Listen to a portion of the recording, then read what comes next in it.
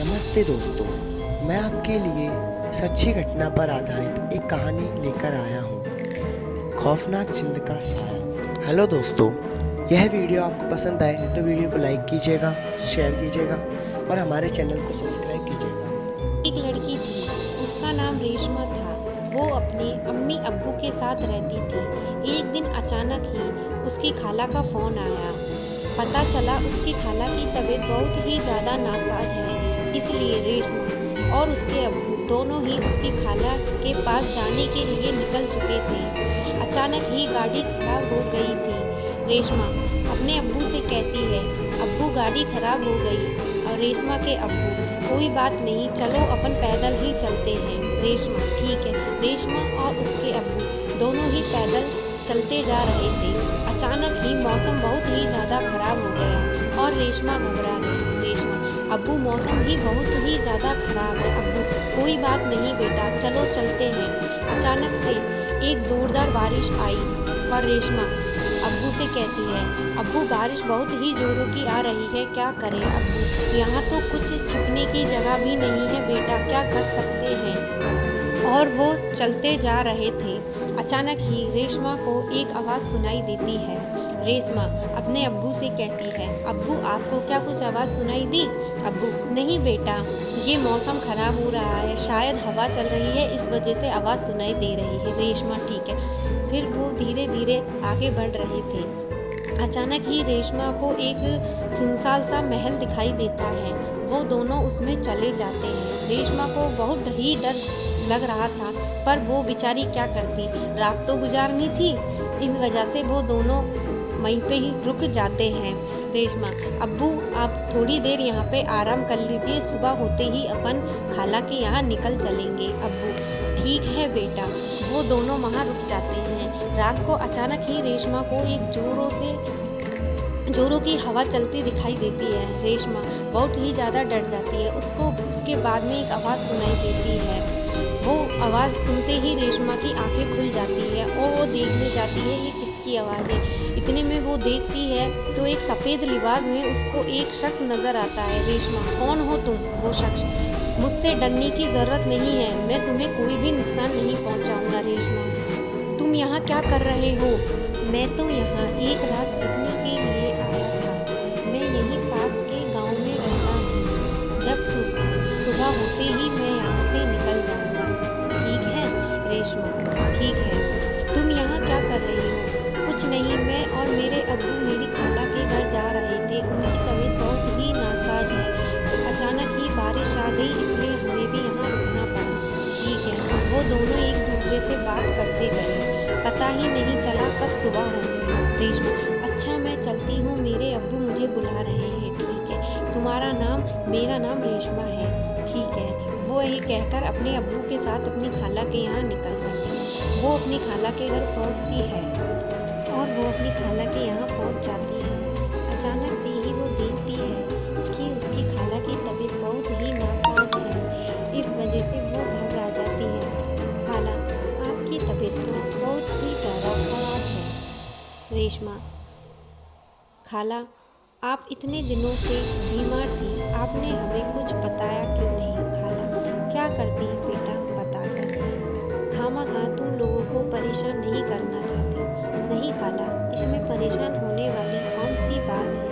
ठीक है खाला, अब जब तक आपकी तबीयत ठीक नहीं हो जाती, मैं आपके पास ही रहूँगी। खाला, ठीक है।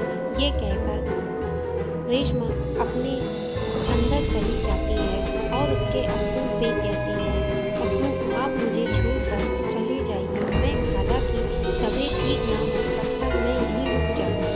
अब्बू, ठीक है बेटा, जैसी तुम्हारी मर्जी। वो खाला के साथ रहती थी अच्छे से। काफ़ी दिनों तक वो अपनी खाला के साथ रुकी, सब कुछ बहुत अच्छा चल रहा था। अचानक ही एक दिन उसे वही लड़का दिखाई देता है जो उसको हवेली पे दिखाई दिया था।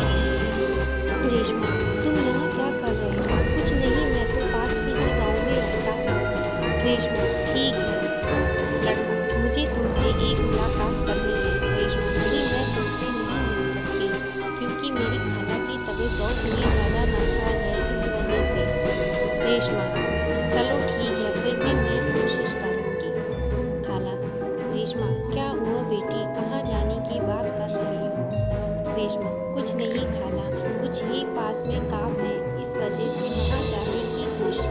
जाने की बात कर रही थी।